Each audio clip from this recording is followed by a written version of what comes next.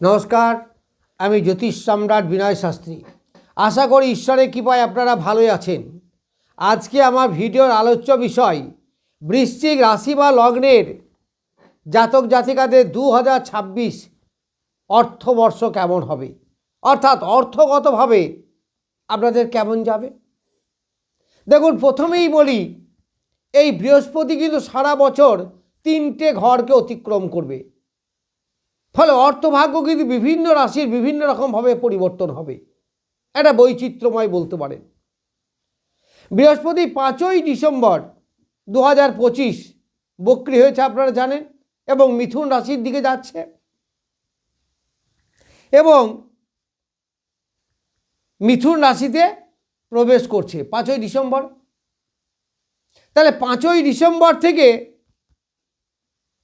11 March 2026 এই বৃহস্পতি মার্গী হবে এবং 2 জুন 2026 কর্কটে প্রবেশ করবে। তার মানে এক কথায় বলতে গেলে 5ই ডিসেম্বর থেকে 2 জুন পর্যন্ত বৃহস্পতি থাকবে মিথুন রাশিতে। তাহলে এই মিথুন রাশি বৃশ্চিক রাশি বা লগ্ন সাপেক্ষে অষ্টম স্থান, কিন্তু বৃশ্চিক রাশি বা লগ্নের সব থেকে বলবান গ্রহ বৃহস্পতি, শুভ গ্রহ, আবার ধনপতি এবং পঞ্চমপতি। আবার বৃহস্পতি নিজে অর্থকারক গ্রহ, তার মানে মোটামুটি মূল অর্থটা তার হাতে। তাহলে বৃশ্চিক রাশি বা লগ্নের কি হবে? দেখুন, অষ্টম যদিও নেগেটিভ স্থান, কিন্তু নেগেটিভ স্থান হলেও বৃহস্পতি যে জায়গাটায় থাকবে সেই জায়গাটাকে কিন্তু আলোকিত করবে। এই বৃহস্পতি অষ্টম থেকে ডাইরেক্ট দৃষ্টি দিচ্ছে কোথায়?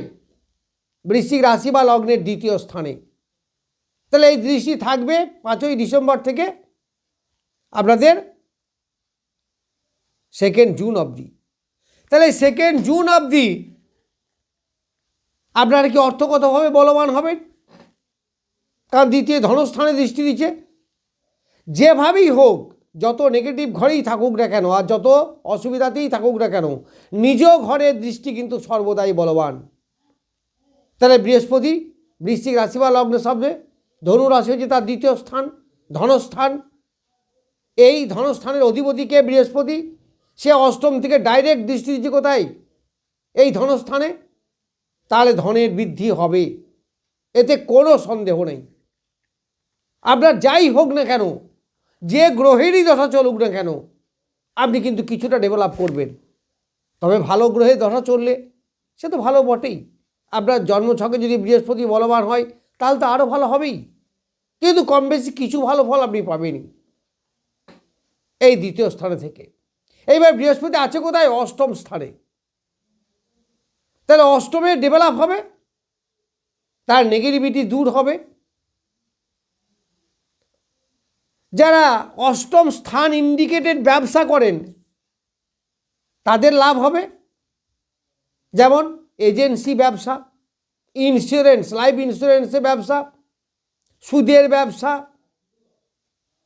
অ্যাস্ট্রোলজির ব্যবসা, জ্যোতিষী ব্যবসা, বা এমন কোনো ব্যবসা যা প্রকাশ্যে বলা যায় না, কিন্তু সেই সব ব্যবসায় প্রচুর মুনাফা লাভ হয়, তাদের কিন্তু যথেষ্ট ডেভেলপ হবে। আবার এই বৃহস্পতি দ্বিতীয় স্থানে দৃষ্টি দেওয়া হয় যারা বাক্য বিচে খায়, যেমন লয়ার, কবিয়াল, কীর্তনিয়া বা গান বাজনা জগতে, এদেরও প্রচুর ডেভেলপ হবে। কারণ বৃহস্পতি ধরো বাক্যের স্থানে দৃষ্টি দিচ্ছে, তাহলে বাক্যের মাধ্যমে অর্থ আসবে, কারণ অর্থের স্থান এটা। তাহলে বৃশ্চিক রাশি বা লগ্নের এই সময় যথেষ্ট উপার্জন হবে। আবার এই বৃহস্পতি একাদশে দৃষ্টি দিচ্ছে, দেখুন না, দ্বাদশে দৃষ্টি দিচ্ছে। ফলে ব্যয়, কিন্তু ব্যয় হতে গেলেও তো আয় হতে হবে, নাহলে ব্যয় হবে কি করে? তাহলে আপনাদের এদিক থেকেও আয় বৃদ্ধি হবে। এই সময় ইনভেস্ট করে যারা ব্যবসা করবেন তাদের আয় উপার্জন বৃদ্ধি পাবে। এইগুলো সব পাবেন। কতদিন পর্যন্ত পাবেন এই রেজাল্ট? যেটা আমি বলছি সেটা 2 জুন অবধি এই রেজাল্টটা পাবেন।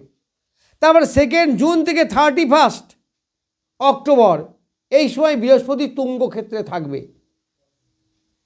তার দ্বিতীয় পতি যদি তুঙ্গ ক্ষেত্রে থাকে তাহলে কি লাভটা হবে? আপনার ট্রাইনে পড়ছে, দেখুন আপনি, কারণ বৃশ্চিক, মীন আর কর্কট একটা ত্রিভুজ টানুন, দেখুন 3টি শীর্ষবিন্দু হবে। তাহলে ট্রাইনে থাকা মানে একে অপরকে সাহায্য করা। তাহলে লগ্ন বা রাশি বৃশ্চিক মীনকে সাহায্য করবে, মীন আবার কর্কটকে সাহায্য করতে পারবে, কর্কট আবার বৃশ্চিককে সাহায্য করতে পারবে, মানে একটা লিঙ্ক তৈরি হবে। কিসের লিঙ্ক তৈরি হবে? এটা ধর্ম ত্রিকোণ, এর মধ্যে অর্থ ত্রিকোণও চলে আসবে, কারণ এখানে অর্থভাব ঢুকে আছে দ্বিতীয় পতি। তাহলে এই সময়েও কিন্তু কম বেশি আপনাদের অর্থগতভাবে ডেভেলপমেন্ট হবে। সেটা কত? 2 জুন পর্যন্ত। এইবার এই বৃহস্পতি 31 অক্টোবর পর্যন্ত থাকবে এই কর্কট রাশিতে তুঙ্গস্থানে। তাহলে পঞ্চমের লাভ যেমন হবে, দ্বিতীয়ের লাভও তেমন হবে। এই বৃহস্পতি 31 অক্টোবর সিংহ রাশিতে গমন করবে। তাহলে সিংহ রাশিতে গমন করে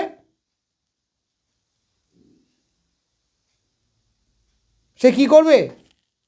সিংহ রাশিতে যখনই আসবে দ্বিতীয় স্থানে আবার দেখুন দৃষ্টি দিচ্ছে, দ্বিতীয় স্থানে আবার দৃষ্টি দিচ্ছে। তাহলে আবার অর্থগতভাবে আপনার ডেভেলপমেন্ট। তারপরে আপনার শুরু হয়েছে কখন? সেই 5ই ডিসেম্বর 2025।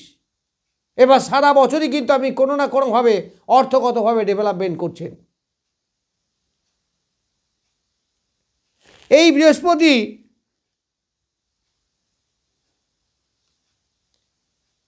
দ্বিতীয়ভাবে থেকে অর্থের ডেভেলপমেন্ট করবে, কিছু সেভিংস আপনাদের নিয়ে আসবে। আবার এই বৃহস্পতি কর্মস্থান 10ম স্থানে বসে আছে, ফলে আপনার জীবনের বিস্তার অর্থগতভাবে হবে, জীবনটা প্রস্ফুটিত হবে। এই অর্থের জন্য আপনি মানসিক শান্তি পাবেন। কেন না? চতুর্থভাবে দৃষ্টি দিচ্ছে, মানসিক শান্তি। মাতৃদেবীর কাছ থেকে অর্থগতভাবে কোনো সাহায্য এইগুলো আপনি পেতে পারেন। কর্মের মাধ্যমে উপার্জন, বিশেষ করে যারা চাকরি করেন, কারণ 10ম স্থান কর্মের স্থান, সেটা যাই করি সেটাই আমাদের কর্ম। তাহলে কর্মের মাধ্যমে আপনার অর্থ উপার্জন এই সময় হবে। আবার বৃহস্পতি কি? অর্থকারক গ্রহ।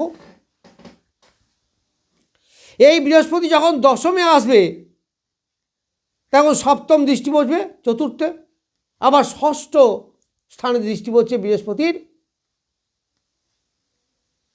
9ম দৃষ্টি, যার ফলে অনেকে চাকরি হবে, চাকরির মাধ্যমে অর্থ উপার্জন হবে।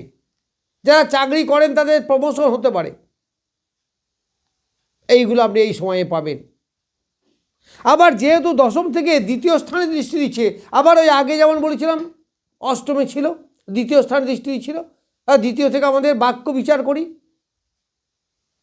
ফলে যারা গান বাজনা জগতে আছেন, যারা বাক্য বীজে ব্যবসা করেন, যেমন মেডিকেল রিপ্রেজেন্টেটিভ আছে, এজেন্সি ব্যবসা আছে, জ্যোতিষ, লয়ার, এই ধরনের যারা ব্যবসা করেন তাদের যথেষ্ট উপার্জন হবে। পার্থক্যটা কোথায়? 8মে যখন ছিল তখন সুদের ব্যবসা, উত্তরাধিকারী সূত্রে প্রাপ্তি, এইগুলো ছিল। এখানে সেইগুলো হয়তো নেই, কিন্তু কর্মের মাধ্যমে উপার্জন হবে। আবার বৃহস্পতি যেহেতু এই বৃশ্চিক রাশি বা লগ্ন সাপেক্ষে শুভ গ্রহ, তাহলে সারা বছরই বলা যায় 2026-এ অর্থগতভাবে আপনাদের ডেভেলপমেন্ট হবেই হবে। তাদের গ্রহের দশা যাই চলুক না কেন, তবে ভ্যারি করবে, কারণ কোন নক্ষত্রে যাচ্ছে, কত ডিগ্রিতে যাচ্ছে, কোন নক্ষত্রের কত চরণে যাচ্ছে, এগুলোর একটা ব্যাপার তো আছেই। আপনার জন্মছকে বৃহস্পতি কতটা বলবান, আপনার দশা কেমন চলছে, দশা হচ্ছে আসল কথা।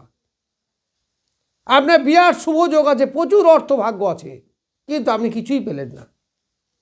এমনও হয়, কেন পেলেন না? কেন না, ওই গ্রহ দেওয়ার মতো জায়গা পেল না, অর্থাৎ দশাকাল অন্তদশাকাল সেরকম পেল না ভালো করে। যাই হোক, সে দীর্ঘ আলোচনা। আমি 2026 বৃশ্চিক রাশির কেমন যাবে অর্থগতভাবে সেই সম্বন্ধে কিছু বললাম। নমস্কার, আজ এ পর্যন্তই।